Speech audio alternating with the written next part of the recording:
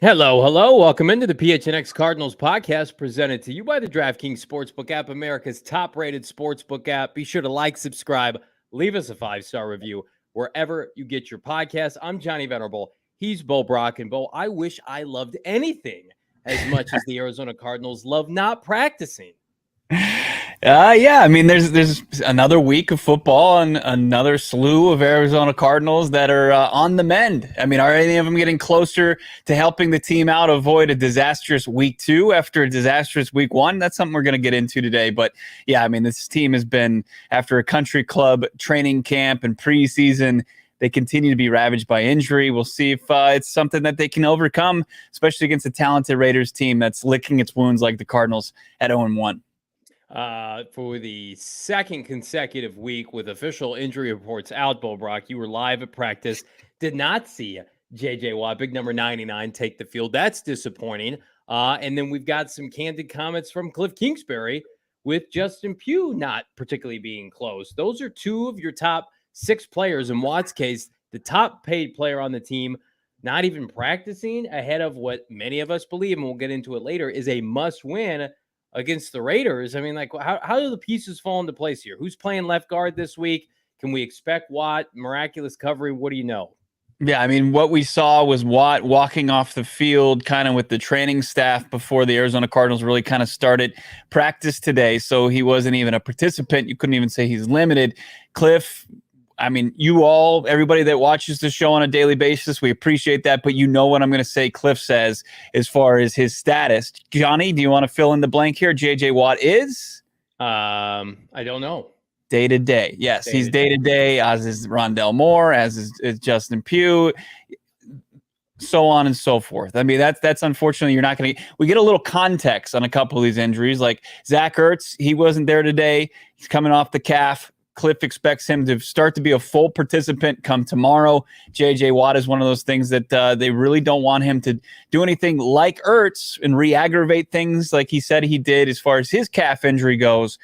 J.J. Watt, they're just kind of taking along with kid gloves right now. They're hoping to get him an off-injured guy, as our guy Howard Balzer pointed out, and we'll get into that in a little bit later. But J.J. Watt, they want him ready more for the more of the season than maybe week 1 and week 2, and rush things and get him injured like he's been so far the last couple years of his career. So, look, the Arizona Cardinals, Rondell Moore, I don't have any confidence that Rondell Moore is going to be ready for a second consecutive week. Justin Pugh, what Kliff said is he has a long way to go coming off that stinger. So that seems like his status is certainly in jeopardy, and we'd be shocked if he was available in week 2. And then when you look at as far as the defensive side of the ball, encouraging things as far as Marco Wilson was a full participant. Trayvon Mullen was out there working out. He was kind of shadowing Byron Murphy, because I think once they get back up to full strength, it's going to be your 2 outside corners are going to be Marco and Trayvon, and then you've got Byron Murphy sliding to a more comfortable spot inside, a spot that we saw Isaiah Simmons unfortunately become kind of a whipping boy for week 1 of the NFL season from the Kansas City Chiefs. Yeah, Zach Ertz re-aggravated his calf. As Bo Brock mentioned, I've re-aggravated my anger toward this team, as have a lot of the fan base. Let's get to some of these comments here. Picking spreads. I pissed off 49er fans on TikTok. That's never a bad thing. I should. Y'all have taken Fields, and then they all screamed and freaked out at me. It was a good time. Listen, we got to do what we got to do. We got to enjoy the misery of others right now when we're lolling in our own misery. Hey, Chris. Hey, fam. 91 Claycomb. I think this is the biggest thing. Need practice urgency. What the F does Kliff do if he isn't in charge of practice? Well, I think it speaks to a lot of the criticism that they are too lax. Their approach was meant to, I think, decrease injuries and workloads, and it has backfired significantly. Not only were they unable to do the former, now the latter has happened, that they go out and they get embarrassed in week one. As Clay Combs says, that Kliff mentioned, the Chiefs looked like they were in mid-season form, and the Cardinals did not. So we're going to talk about all things practice today, Arizona Cardinals, but I want to start with this, Bo. So you mentioned Pugh, you mentioned Watt. Pugh, Justin Pugh in particular, was a player they had to coax into coming back to this team this year. He was all but retired, lost a bunch of weight for his wedding. This story kind of flew under the radar at the beginning of the summer because we were all fixated with Rodney Hudson, and rightfully so. But I just go back to the fact that specifically with Pugh and Watt, do you feel like both of their bodies have given out to the point where it's almost like they're retired? I know that we expect them to come back at some point. They were not placed on injured reserve, although knowing the Cardinals retroactively, they could probably place them on injured reserve. But to me, it just feels like Pugh had one foot out. They coaxed him into coming back in. A lot of the fans, this is not something that I'm coming up with. I probably got 10 messages to say, just cut Justin Pugh. Why are the Cardinals not cutting Justin Pugh based on you and our text messages we exchanged earlier today? What's the alternative, I guess? Well, yeah, watch the film. Watch Sean Harlow play guard. It's not pretty. You like the alternative. It's like just completely, not doing your homework versus doing poor homework, or taking your test, or just completely not showing up for that test because you didn't prepare. You're probably going to get a shitty score, but at least you got a score that you can work with down the line. You don't have an absolute just flunking grade or zero. I think that's what you have with right now who's in place the backup. It's not Cody Ford, who unfortunately is not available. I saw Cody Ford. He's a mammoth of a man. He's hobbling around. He's not healthy. So if you can get Justin Pugh back before Cody Ford is slated to potentially come off the IR, that's a bonus for the Arizona Cardinals. I think, unfortunately, the Arizona Cardinals, and I see it in the chat, relying upon these 30-plus-year-old oft-injured players. That's why they were available. That's why, and that's a harsh lesson to have learned. Justin Pugh came to this franchise in 2018, Johnny, along with Andre Smith, because their offensive line was in shambles and they needed to get some veterans to plug and play, but they were available because of either their lack of production or their inability to stay on the field. And more so with Pugh on the latter there, you have to, that's on Steve Keim. And hopefully, as we're starting to see him kind of change how he's building rosters, he's shying away from these guys. We're not seeing them add as older guys, outside of the Watt addition last offseason.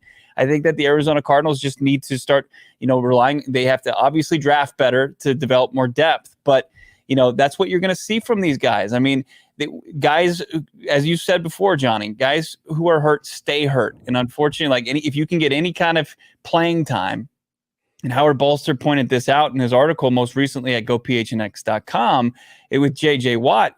The Cards were 7-0 with Watt in the lineup last year, but look, he's only been available 7 games of potentially 18 in his Cardinals career, and 55 of the last 98 games. That's 56%.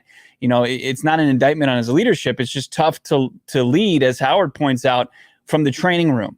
So it's those guys became available because of their inability to stay on the playing field. The Arizona Cardinals viewed it as, look, we can win healthy. They can help us. It's just they haven't been available, and that's on full display to kick off this season. Well, I'll give Pugh the benefit of the doubt, or a pass, I should say, because he's been with this franchise during this entire rebuilding process. And look, he's missed some games here and there, but largely he's been an effective player. The Cardinals have gotten their money's worth, I think, out of Justin Pugh. He's taken pay cuts each of the last 2 seasons. The reality with Watt in particular is he is being paid a premium. He's the highest paid player on the team. He was their marquee free agent addition last offseason, made all the noise right before the start of free agency. And I know they got off to a roaring start, but it's a what have you done for me lately league. And it's evident that he misses the second half of last year. They collapse, right? And that's through their own fault. It wasn't just because Watt wasn't available. And then, I mean, it's going to leave a bad taste in fans' mouths. And I've heard it, and you've heard it, that how can you go all off season and get your body ready and then not be available when the season starts? It's frustrating, but what are you going to do? I don't know. What do you do? I mean, you can't say it's lack of preparation or it's not taking care of yourself. I don't think another organization that's going through something like this. Well, I mean, it's a very unique situation where you have this player who's being the highest paid player on every team. I guarantee I could go through overthecap.com. They're all playing, for better or worse.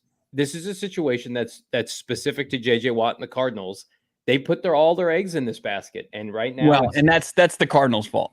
That's right. the Cardinal. That's an organization thing. But if you're sitting there was it February when he became available, the Arizona Cardinals would have taken more flack for not going after him if he was willing to come here than they would have right now, as they've signed him and he hasn't been available, for 11 games of his Cardinals tenure. Well, the popular move is not always, as we've seen, the right move. Yeah, the popular move is not always the right move, and I think that move sent a message, and it was the correct message at the time. I mean, this team came out of gates on fire. It was 7-0 at that point. They were 10-2 at one point. They were leading the NFC West. They were a team that was legitimately contending, and that message was sent back when they signed Watt. Was we're going to be a contender in the third year of this rebuild. Okay, so let's fast forward to the next year then, knowing that J.J. Watt is on the last year of his contract, very similar to Carson Palmer-esque, no heir apparent. The Cardinals did not go out and get, some insurance on the defensive line as a free agent. First round of the NFL draft, it was a bad defensive line class. Mm-hmm. We both agreed on that. Why not open the checkbook a little bit, Martin, saying, hey, we love you, JJ. Zach Allen's been hurt up and down his career. We got some developmental guys. We need to make sure we hedge our bet here a little bit. They've got all this cash right now they're just sitting on. Do you think they regret?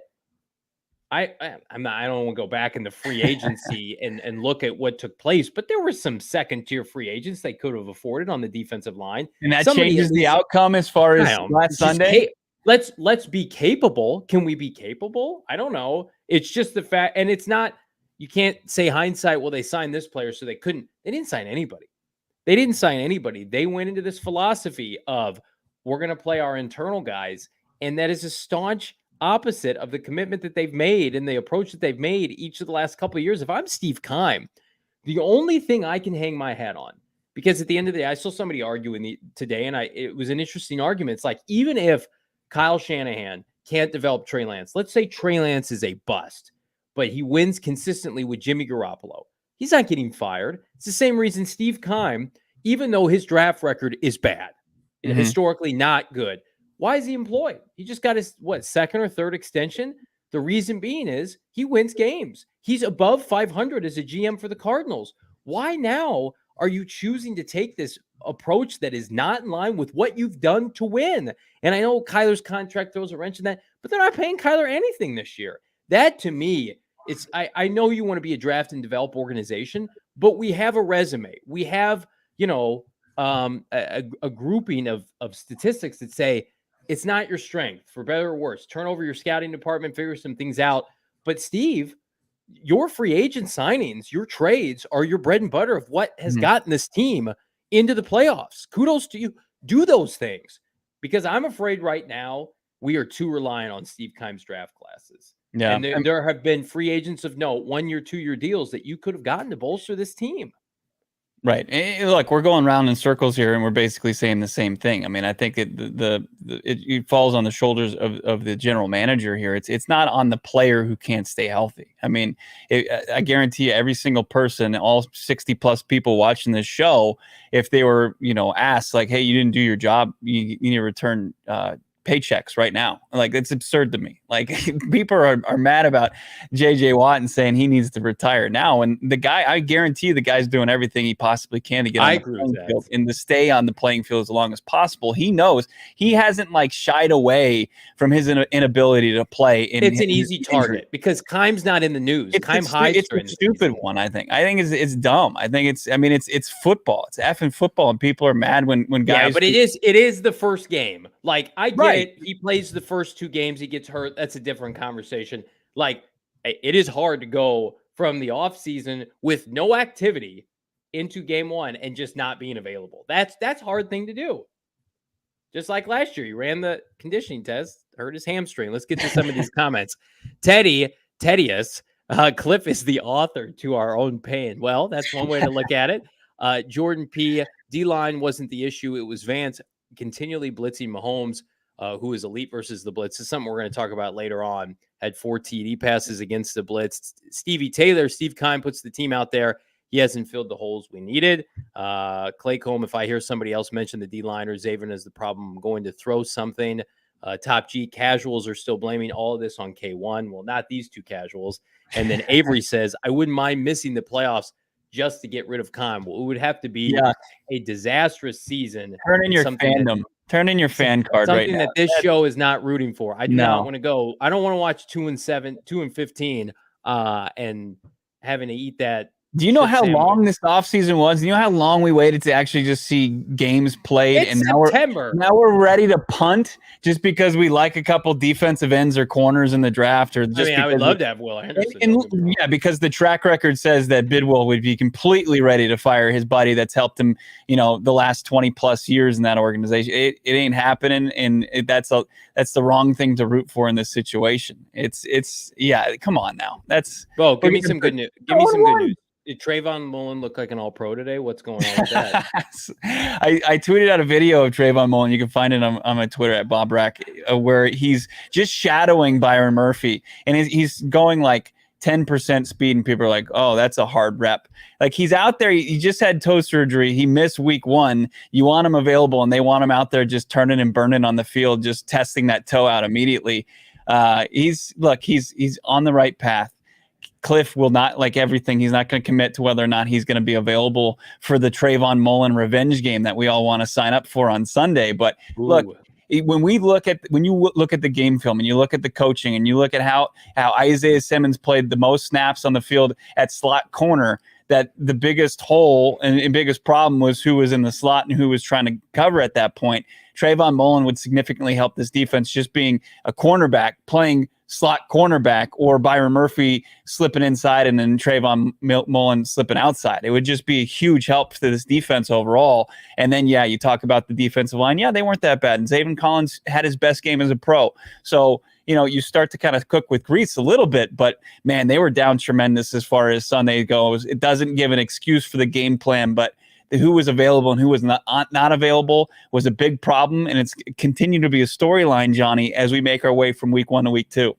Yeah, Cardinals, as you mentioned in week 2, are an underdog right now. -5.5 are the Las Vegas Raiders on DraftKings. And speaking of underdogs, ladies and gentlemen, I want to tell you about the easiest and most fun way to spice up your football season. It's Underdog Fantasy and their pick'em game. It's fantastic. Bo and I dabbled over the weekend ourselves while we were hanging out at the Lola. Just look at your favorite, or in this case, your least favorite player's stats. Pick between 2 to 5 players for your pick'em entry, and whether you think they'll end up with higher or lower totals that week. You get the picks right, you can win up to 20 times your money in a single night. Unfortunately for Bo and I, lost to the GM, Saul Bookman, which, it's never fun. Never fun to lose to your boss in anything. We would love to avenge those efforts this weekend. We're going to do it on Underdog. You can search in the App Store. Click the link in the show notes, and here's what you got to do. Remember this. Promo code PHNX, and Underdog will double your first deposit up to 100. So you deposit 100, bam, you get 200. You got to use that promo code, though, PHNX. That's Underdog Fantasy. Get in on the action boat today. We are going to have an unbelievable watch party this Sunday, week 2, Raiders, Cardinals, and we're going to be in Tempe watching at Four Peaks, drinking some incredible beer, eating the amazing food, enjoying the 220 inches of splendor that is displayed on the television. Now, the 220 inches, I didn't even think they made TVs that big.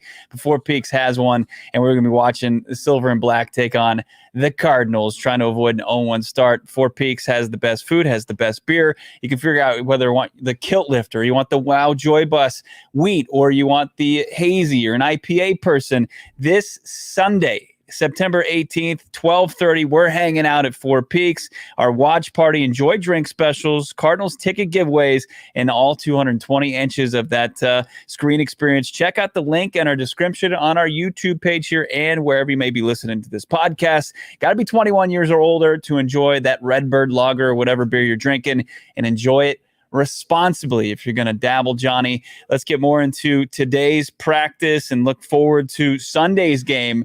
More importantly, as both these teams are 0-1, and these two words get thrown around a lot, almost ad nauseum, especially in the NFL and the college ranks as far as football goes. Is Sunday, in your opinion, right now, A must win. Yes, 100%. Not just because teams that start 0-2 haven't made the playoffs, since 2018. We've got a stat here I want to showcase in a second. But the Cardinals play the LA Rams at home.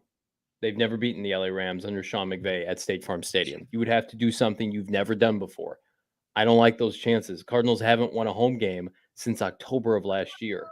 I'm sorry. This needs to be a W, because then you can breathe a little bit, because you have Carolina in 2 weeks with Baker Mayfield, whom you're 2-0 against with Kliff Kingsbury. You have to win this game. You do not win this game, the amount of pressure that will be on this organization because you start 0-3. I mean, do people start getting fired? Around the NFL landscape, look at it historically. You start 0-3, people get fired. Defensive coordinators, especially for teams that are in a position like the Cardinals where they invest premium money and are trying to reach the postseason. And the NFC is down. Look at around the landscape of the NFC. It's not great. No. You have to win this game. You need to pull out all the stops. And I think that's what's frustrating when we hear the hyperbole around, we got to keep J.J. Watt ready for the stretch run. We got to have him ready to go for the last 10 to 12 games. I'm sorry. The games count now just as much as they do in December and January, and everybody loves to throw that Kliff Kingsbury stat of how he finishes the season. Well, shit, guys, you don't win games now. It doesn't matter what you do at the end of the season. You can't win the Super Bowl today. You can't win the division today, the postseason today, but you can lose it because you could fast forward. Hey, if we'd only gotten that one W, right? It's like 2 years ago. If we only had beaten New England in New England, if we only did this, that, and the other, only beaten the Niners at home when Jeff Wilson ran wild, you need to win this game. You want to be taken seriously as a franchise that has continuity. Everybody got re-signed. Everybody got new contracts. The Raiders did not look good against the Chargers, right? I know they have Devontae Adams. Their defense is not great. They have a head coach that Bo and I and a lot of people feel like is over his head, is a little bit of a fraud, as I love to use that term. You cannot start 0-2. Absolutely, it is a must-win, Bo Brock. McDaniels, I don't know. I mean, I don't know. He goes and he returns to where he was successful before and has success again, but that's as an OC with the Patriots. Some interesting things Kliff Kingsbury said about his relationship with Josh McDaniels. We'll cover her in just a bit. But no, I think more importantly, I don't think 0-2 sinks you. I saw the good point in the chat as far as how 0-2 teams as far as last year didn't make it. And we've got the graphic we're going to put up here as far as 0-2 teams and the likelihood that they make the playoffs. But as far as this team goes, and Kyler Murray tried to stop the talk about last year today during his press availability and said, this is a different team, this is a different year. We're not talking about last year, but he might not think that, but everybody else is. That's the narrative around this team is they continue. This is festering. Like, this is getting out of control, and they've got to start to change the narrative. And the way they can do that is against a team that's struggling as well. A quarterback that just threw 3 interceptions, a head coach that might not be ready for prime time yet again, and a defense that they put $87 million guaranteed dollars in the pass rush and got 0 sacks last week from Chandler Jones and Max Crosby. This team needs to start to change the narrative as far as the Arizona Cardinals with a win. Like we see right now, everybody in our Twitter mentions, Johnny, everybody in the chat is skeptical that this team can do what it did last year and contend for a playoff spot again, because it hasn't seen it play well in far too long, almost a calendar year since the 7-0 start. So they need to start to kind of change that. And the only way they can do that, like what's the trump card? What can change everything? And it's just winning. Winning changes the perception of mostly everything and will help you kind of lick your wounds and continue to get better on the fly instead of being 0-2. You know, this team would be tough to come back from. I don't think it's impossible, but, you know, to end that trend without any real like positivity coming out of 2 weeks of football, that would be too tough of a task for a guy like Kliff, like Vance Joseph, you know, the power trust in this organization to overcome. Yeah, your record is right. And I'm sorry. I feel like this is an appropriate situation to continue to add on to what happened last year.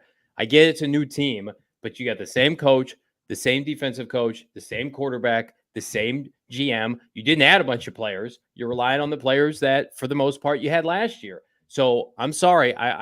If they bring up the notion, well, this is a brand new year, we're 0-2 if they lose this game. No. You've lost 6 of 7 dating back to last year, right? You're going to lose 7 of 8. Like, that's what the Detroits do. That's what the Jets do, right? Are you in that category now? I'm sorry. This is the NFL. You need, as Bo mentioned, you have to produce. You want people to care about your team. We do it every day. We love this team. We live and die by this team with every one of you in the comments. But I mean, it's expensive to go to games. It's expensive to support your team. The Cardinals, unfortunately, gave us very little reason to be excited about not the product on the field, but reasons why they were going to supersede the record from last year, right? And it's just like, well, we gotta see what we have with draft picks, and I agree with that. But man, oh man, like look at the Raiders gonna be trotting out on Sunday. It's like, well, we spent a premium on Devontae Adams. It's paying dividends, and I think Chandler Jones will be up for this game.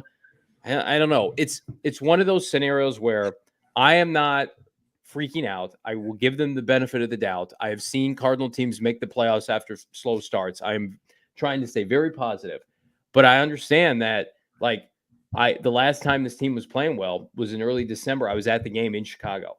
Yeah. And Kyler Murray threw 3 touchdowns and Hopkins that was the last time this team looked good. You know, that's almost a year ago. So we have to take them a little bit of face value here. And goodness, I do not want to be sitting here talking about 0-2 facing Sean McVay, who they get a cupcake against Atlanta. You know, that's a get right game for them. Cardinals are, I think, to a lot of people on the same tier as the Raiders. So go out and beat them. Put together a big boy effort, Bo Brock, and go out and prove to everybody that the investments you've made, coach quarterback combo, it's going to be worth it. Yeah. I mean, we see, as far as we've heard from this team, as far as Kyler Murray and how he thinks that they can kind of dig themselves out of this hole to kind of start the season. Talked to Greg Dortch today about, you know, what he thinks that they can do in order to play better against the Raiders. And this is what Dortch told us from the Cardinals locker room. Most definitely. I mean, coming off the L, guys want to get back into it. Just go after it, man. I think we just need to focus on competing and getting after it and get sharp on Sunday.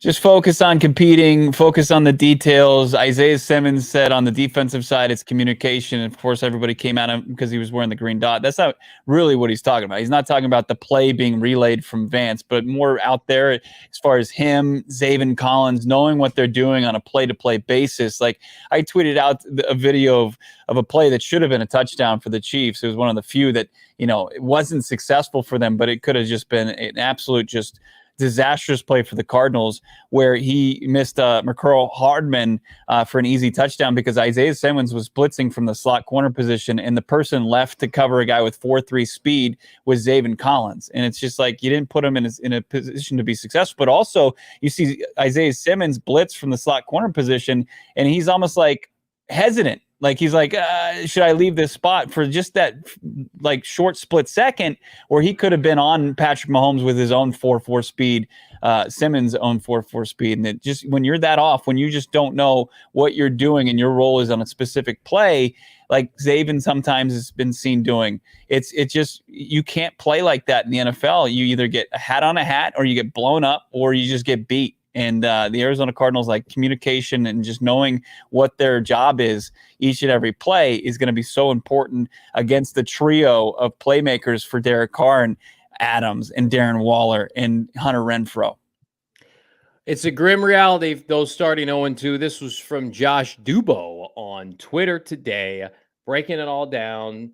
27 teams started 0-2 the past 3 years, and none of them have made the playoffs. The last time a team started a season 0-2 and made the playoffs was in 2018 when Houston and Seattle both did it. Now, that stat is a little skewed, Bo Brock, as the teams now play 17 games. So we only have 1 year tangible evidence as it relates to a 17-game season.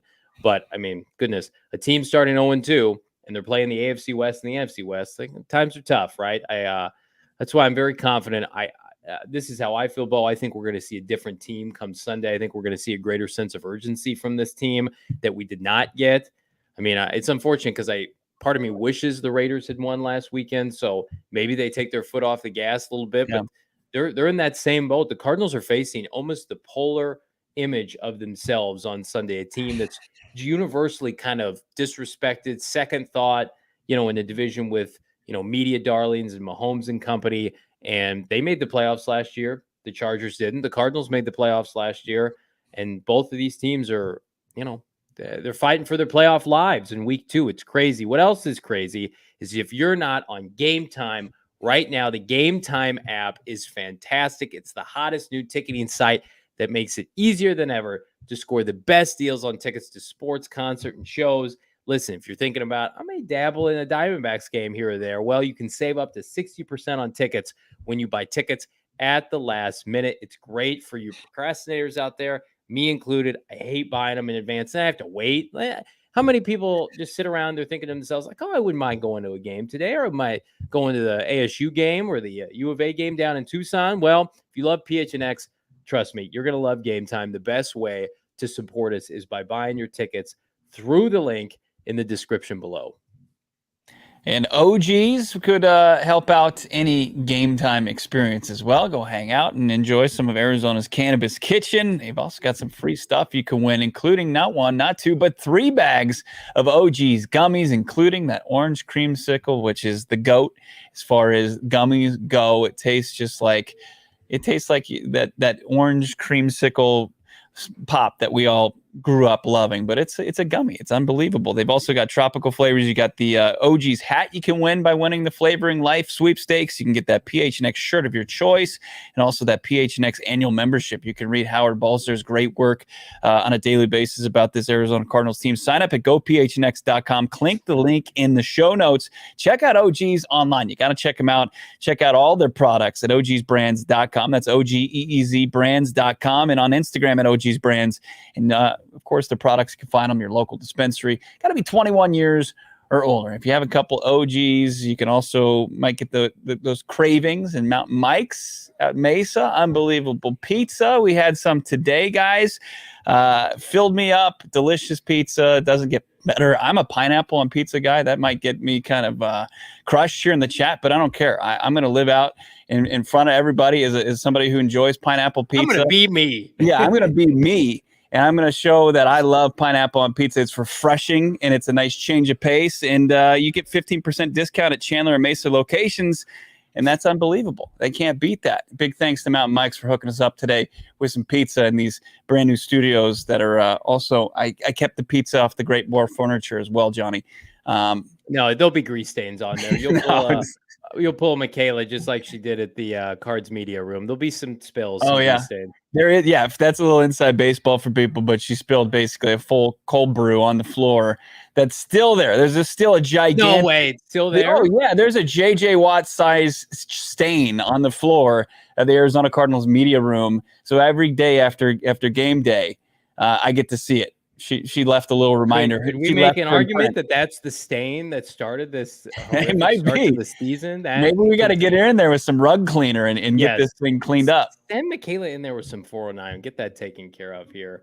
All right. You know who else needs to take care of their shit? Mr. Kliff Kingsbury and Vance Joseph. They're getting dragged on social media, Brock, as it relates to their game plan, because everybody has all 22. Everybody's got every which way angles of the game, which is great. We can hold everybody accountable. And there were not so great statistics as it relates to Kliff and Vance's game plan. So this is per Sports Info Solutions, the Arizona Cardinals league ranking on using pre-snap motion effectively.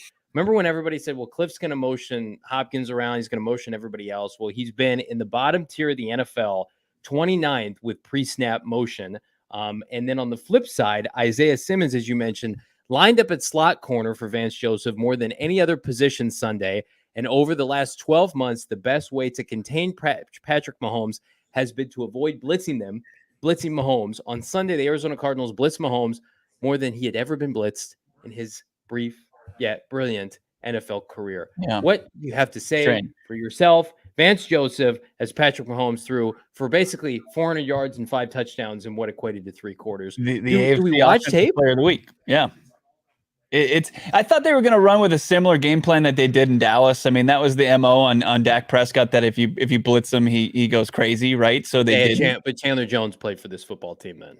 Well, I don't think he played in that game, right? Wasn't that when they were looking for pass rush help and they had Zaven and they had Dumakaji active and Marcus Golden didn't play. Chandler played.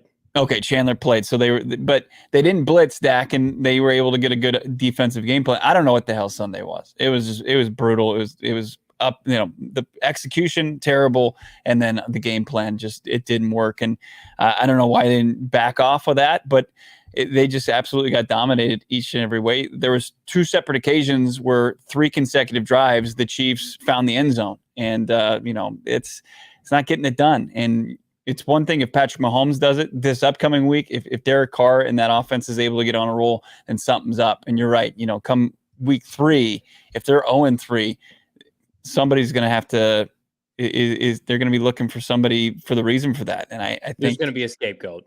Yeah, I mean, there wasn't one at the end of last season when they fell apart. If an 0-3 start, it's very possible something like that could happen. Yeah. So I'm not blaming the media. Ian Keller saying don't blame the media. I love the fact that they call out teams on their BS. I think it's a healthy way now in today's, NFL society that we can, analyze teams kind of objectively. This is Kliff and Vance's responsibility. No reporter will ask him about that blitz. All right, Bo Brock, you're being challenged. I doubt that. I think somebody's going to ask, and if they don't, I will. I don't think that's unfair, and I think Vance will answer it. I don't know if you'll be satisfied with his answer, but I think somebody will. I was incorrect. I thought Vance was going to put together a great game plan. I thought he was going to allow the Cardinals to be competitive. His game plan was bad. It was not good, and he needs more good outings because right now, as Bo Brock mentioned, if you're trending in the wrong direction, Kliff Kingsbury got a new contract. I'm pretty sure Vance Joseph, we asked Ian Rappaport, friend of the program, on this in June, and when he came on with us, we can't confirm if Vance Joseph got extended, but I can tell you he's a hell of a lot easier to move off of than Kliff Kingsbury. Billy Davis coaches those linebackers, right? He's year to year. That's a guy who's good. I'm just going to say he's failed the Cardinals on multiple fronts dating back to when he was their defensive coordinator. That would be if you would be running a risk of him who takes over the defense if something happens mid-season. Their secondary coach. That's the best part of their defense. They're the guy who has worked with the young defensive backs. Yeah. I don't think Michael Bidwell would fire Vance Joseph. I don't either. It's something they tried desperately, even when it was with Mike McCoy as the offensive coordinator, not to make a move that season, and they did. They forced their hands. So they were historically bad. I don't see the Cardinals defense being historically bad. No. That 2018 offense, they had no choice. The pre-snap thing, what do you think the reason is for that? Do you think it's a Kyler issue? Do you think it's a personnel issue? I don't know. I think it's a Kliff. I think Kliff calls the plays. Kliff designs the plays. This is Kliff Kingsbury's offense, for better or worse. And listen, I know we don't have all the horses in the barn, right? Rondell Moore is not available. DeAndre Hopkins, Antoine Wesley, I think, is an underrated. I am very hesitant to judge the offense because of the injuries. Defense, for the most part, outside of Watt, is what it was supposed to be. Let's be honest. Everybody is guns a-blazing. You got 2 top picks there at linebacker. This is what they envisioned. I think let's not sleep on who was available at cornerback and who wasn't. You had the freak accident with Antonio Hamilton, and then the trade for Jeff Gladney passed away. They didn't expect that. But offensively, Rondell Moore is your wide receiver 3 when Hopkins is back. But Hopkins is gone, so you're missing your wide receiver 1, your wide receiver 3, probably your wide receiver 5 and Antoine Wesley, right? You're missing your top tight end getting critical reps during the week and Zach Ertz. You're missing probably your most consistent offensive lineman in Justin Pugh. Rodney Hudson took a dump this offseason and is trying to play his way into shape right now. I have a little bit more grace. Now, I won't this week if they come out and don't look good against a bad Raider defense, but I have a little bit more grace with the offense.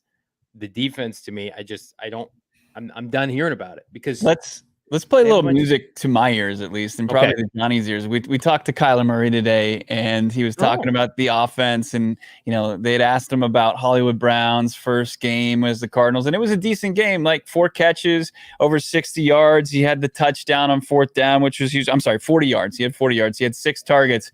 I liked Kyler Murray's response when he was asked, do you want to get Hollywood even more involved going forward? This was his answer. You watch around the league, you look at all these guys catching, 10 plus balls a game, getting, 10 plus targets a game. How do you do that? You got to design it, scheme it up, move him around, stuff like that, which it's fixable. I think he had 4 catches or whatever, but it'll get better. Start me up. Let's go.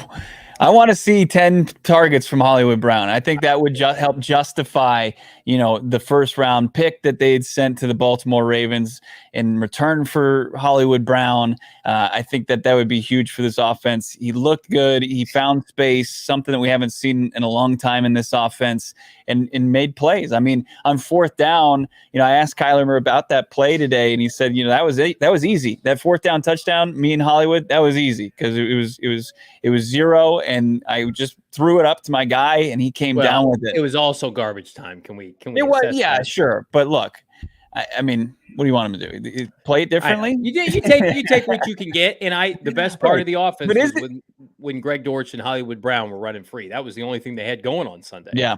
So I'm all for Hollywood Brown getting more targets, and I agree with Arizona Animal. Forget about Rondell Moore. My position on Rondell Moore. I don't want to hear about Rondell Moore until he practices all week and he's 100% good to go, because I'm not taking reps from the two guys that are producing over him. Right. I don't need Rondell Moore in my life right now. I'm sorry. I just thought that Dortch did such a great job in just a short amount of time when Kyler's facing an immense amount of pressure, getting open down the field. It wasn't those little bubbles or smoke screens or anything like that. It was him just beating his guy, finding open space, and being able to make a play for Kyler Murray when he needed to. For those who are looking for slimmer glimmers of hope, silver linings, this Cardinal offense, when it's whole, will be elite. We all feel that way. DeAndre Hopkins, top 3 receiver, multiple tight ends, right? As long as people, knock on wood, on the offensive line do not go down, they have too much talent offensively to just go in the gutter as the season progresses. Will the defense improve? We hope so. But even with Kliff Kingsbury's inefficiencies and lack of play design, moving people around, right? And we all wish the Cardinals would do more stuff in motion and vertical offense and enough of this horizontal crap. I do believe there's going to be too much talent, because that's where they invested all their funds. They spent their first and second round pick on offensive guys. Eventually, they're going to have to unleash Bull Brock, Trey McBride, and we're going to see Hopkins come back in the best shape of his life, trying to earn $30 million next week. And, Rodney Hudson eventually is going to get into shape. Might not be for another month, but we'll see. I asked Kliff today, I was like, what could Trey McBride do to be active on game days? And he said, he gave me the same answer he gave me on Sunday. He said, he's got to keep coming. He's got to keep developing. Come on, Kliff. Are you concerned about that, right? I mean, well, I look like a jackass because I went on the DMVR Colorado State podcast with my guy Justin, who does a phenomenal job. And I'm like, Trey McBride's going to be the stuff for this team. I had Kliff Kingsbury tell me to my face that Trey McBride is not here to play special teams. That was at the start of camp when they had seen him. He's not here to play. He's here. He's here to be inactive on game days. Here's what screwed Trey McBride. Not his through no fault of his own. The injuries at wide receiver, and they're scrambling to replace all this garbage, and the uncertainty with Zach Ertz, like that. That does not, if everybody was healthy and ready to go, they could seamlessly allow Trey McBride to be on the roster. But also, Trey McBride had to play with Trace McSorley in the preseason. Can we get Trey McBride some targets from K1, please? And just see what happens. Kliff, you might be surprised. Let the guy flank out wide and throw him a couple passes. He is somebody on the roster right now with Hopkins out and Rondell Moore in the training room every day. Trey McBride is one of the few players that can give you yak. Like, I love Hollywood and Dortch. That's not their game. They get tackled immediately. They find a space in the defense, then they get brought down. McBride can give people stiff arms, can run through defenders. I need more of that, because here's the problem. The Cardinals offense and defense, but let's focus on the offense. The margin for error right now is so small, right? And Kyler Murray has to take all of that ownership. Your defense is not playing well.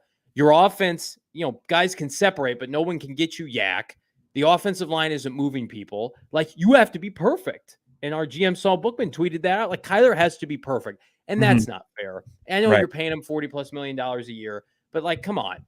Travis Kelce, at least for Patrick Mahomes, he's running through people. He's running over people. Juju Smith is juking Isaiah Simmons out of his cleats.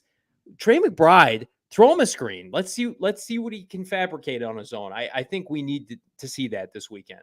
Yeah, it'd be a legal play because he's not active. I just don't. I'm not. You don't think he'll be active Sunday? If I'd ask you right now, you think he'll be active? He told me the same damn thing. And what have we seen? Like, what's going to change between between Anderson and Max Williams? Look like garbage on Sunday. There's something that they're not seeing. There's something that we're not we're not privy to that we haven't seen or not they haven't seen. You watched every training camp practice, every I know. preseason practice. I'm dumbfounded by it. Trey McBride has been know. easily the second best tight end. And look, he can do things that Zach Ertz can't. And now Zach Ertz is what, 31, 32? Yeah. I mean, he is their best vertical threat at tight. Like, I banged on Vance Joseph for not playing rookies. I got to bang on Kliff Kingsbury. I know. I did. Now you've got it on both sides of the football. You had probably both rookie darlings from training camp and preseason. Majay Sanders and Trey McBride were inactive. That was that was shocking. That might have been the most shocking part of the day. Is I'm walking into our headquarters, ready to watch the second half of the early games, getting ready for the show, and I see the inactives, and I get a text message from my father, and it just said, "What the fuck is this? What the fuck, Kliff?" You can clean it up. I'm sorry. My son told me I swear too much. I'm sorry, Hudson. I apologize. Oh man, it's the only way that they change all of this, like the way we're talking about this team right now, is a win. The only thing that fixes all this, like the head scratching inactives, the draft picks, the guys that they've signed that can't stay healthy, that are hurt. The only way they change, this negative narrative around this team is winning. It's the only way. Like, otherwise, you're like, what the hell is going on? It's not colorful. It's not creative. It just looks dumb. He's like, you're drafting guys who aren't available, and you're signing guys who can't play and stay healthy. It's ridiculous. But there's one thing that's going to cure it all, and it's a big dub against the Raiders, and they've got the talent. And you talk about Kyler Murray and like how much money he's making, but it's like on fourth down, when the Arizona Cardinals offense finally was put in a position to maybe chip away at the Chiefs' lead in the first half, and they're driving, and they have a great play call dialed up, and his top receiver falls down. It's just like, what do you want Kyler Murray to do in that situation? Hollywood's his top receiver. Dortch slipped. But he's wide open. Dortch. Well, wide open. And you know who you should blame for that? Rondell Moore. Because that's supposed to be Rondell Moore. I'm being serious. Like, Greg Dortch came to this team as a fringe free agent. Right. A fringe, like, wide receiver 6'7" to start training camp. Yeah, fringe roster guy. I can't complain about Greg Dortch not making a play against the Kansas City Chiefs when the game is on the line. I'm sorry. Like, that is not on Greg Dortch. Greg Dortch played his ass off. He competed. As you mentioned, limited reps. Rondell was getting all the first-team reps up until, like, late Thursday. Well, not in the preseason game. I mean, Dortch played every single game. Yeah, but I mean, preparation for last week's game, that news about Rondell who got hurt was on their last padded practice of the week. That was Thursday. Dortch really didn't get any first-team reps. So, that's why, again, I'm not blaming Kyler Murray. I'm not blaming the skill players, right? It's a philosophical issue with the organization right now, where I supported their notion of draft and develop, but we're at the point now, if you're not going to play the young guys, you need to go out and bring some external people in. Like every day in our mentions, it's like, where is Ndamukong Suh, and where is Chris Harris, and where is Joe Hayden, and where is Will Fuller? I mean, they're with us. They're on the couch. They're waiting for a phone call from Steve Keim. Steve Keim's bringing in street free agents that, are fringe roster players. I mean, I do think, Bo, I'd be interested to get your take on it. I do think there are guys available, even in second week of the NFL season, that could help this team, because as Howard Balzer tweeted out today, Cardinals by and far have the most injuries of any team in the NFL, have the most guys not practicing. So even though other teams aren't signing these players, like, hey, Cardinals, you got to get some bodies out there that can play and that have experience doing this. I don't need Joe Schmo from Panera Bread University that was with the Cowboys practice squad last year that can come in and just fill out a roster. That doesn't help me, right? We got enough of those guys on the team right now. I mean, you got money to spend, make a couple phone calls, figure it out, because here's the problem is the guys you're counting on, they're not practicing. They're not available. Yeah. I don't want to see that anymore. Yeah, go ahead. I see a question in the chat, why don't we trade Andy Isabella? It's just nobody wanted Andy Isabella. I'm sure he was hurt right now. They were trying. Yeah, Andy wasn't practicing today. He has a back issue. His the height of his value at this point in his career was after he led the team in receiving yards in the preseason. They didn't have any takers. So, that is what it is. And, come the time when DeAndre Hopkins comes back after week 6, he might just, why would you trade for him when you could probably just pick him up after they have to create roster spot if Greg Dortch continues to trend in the direction that he's going. It's an easy decision by then. Like, no team is going to give up any kind of asset for I think Andy Isabella is more valuable to them than he is to another team right now because of the injuries.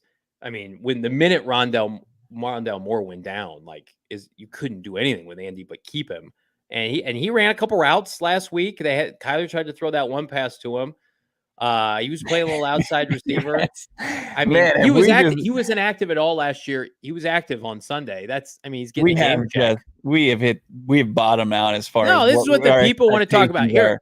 For Andy Isabella, he was out there running routes. He was out there getting cardio in. Well, that's what we're saying is a good game for him. He's out there breaking a sweat.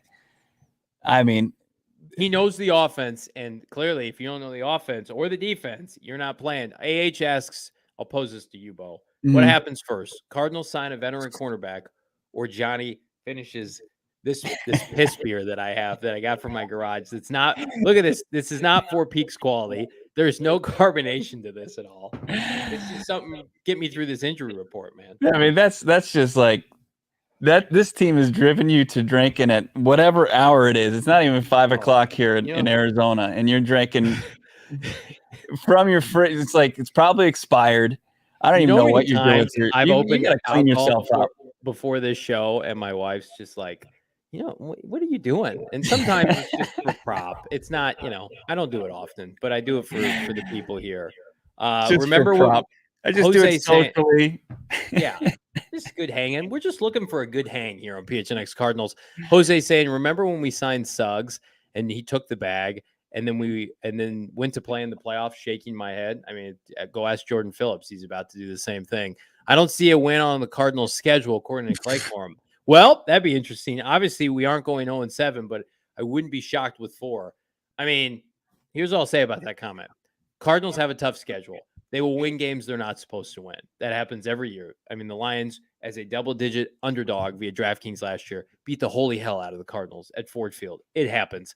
And, I mean, the Cardinals did just play the Chiefs, one of the best teams, if not the best team in the NFL. The Tennessee Titans, with Ryan Tannehill at their quarterback, speak on it. With not getting a whole lot of games from Derrick Henry last year, were able to rebound after getting their doors blown off by the Cardinals in week 1. Like, this team is not that bad. It's not 4-win quality.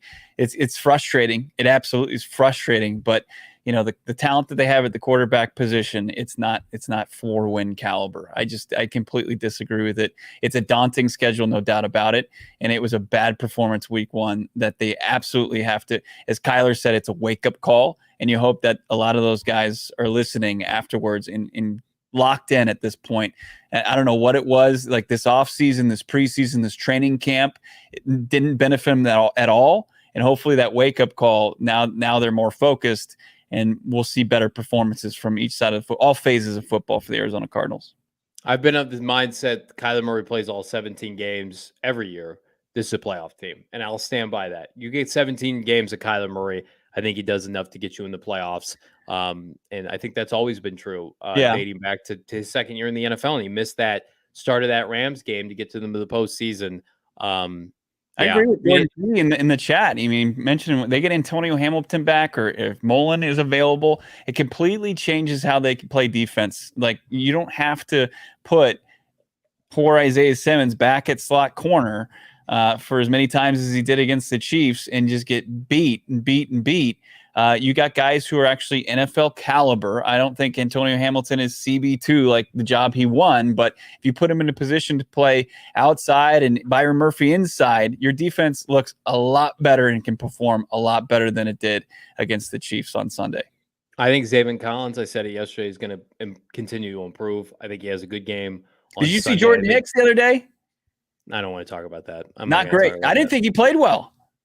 Oh, no. Look at his stats. No, I saw a clip of him, Luke Braun, who covers the Vikings. He put out a clip of Jordan Hicks just running into an offensive player, just running into him as the ball carrier just went the opposite way. I mean, I think he had a sack and a forced fumble. Okay.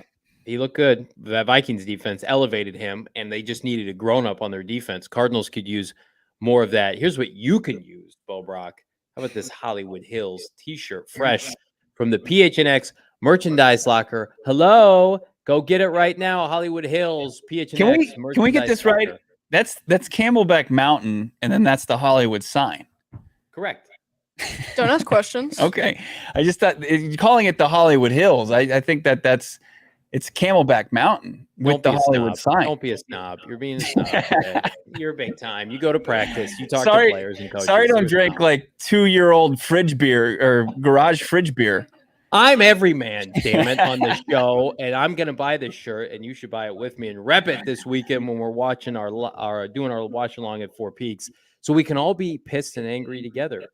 Hollywood Mountain, PHX Scotty. I like it. Hey, Johnny. Yeah. I think you upset someone else too. I'm just gonna roll a clip real quick. What happened? Okay. What'd you just ask me? What's your favorite thing to do on PHNX? Say bad words? Say bad words? Yes. Do I say a lot of bad words? Yes. 50. Uh-oh. Should I be fired? Yes. Johnny Venable should be fired. All right. From my son. You've heard it here first. There it is. We got people calling. You've been fired.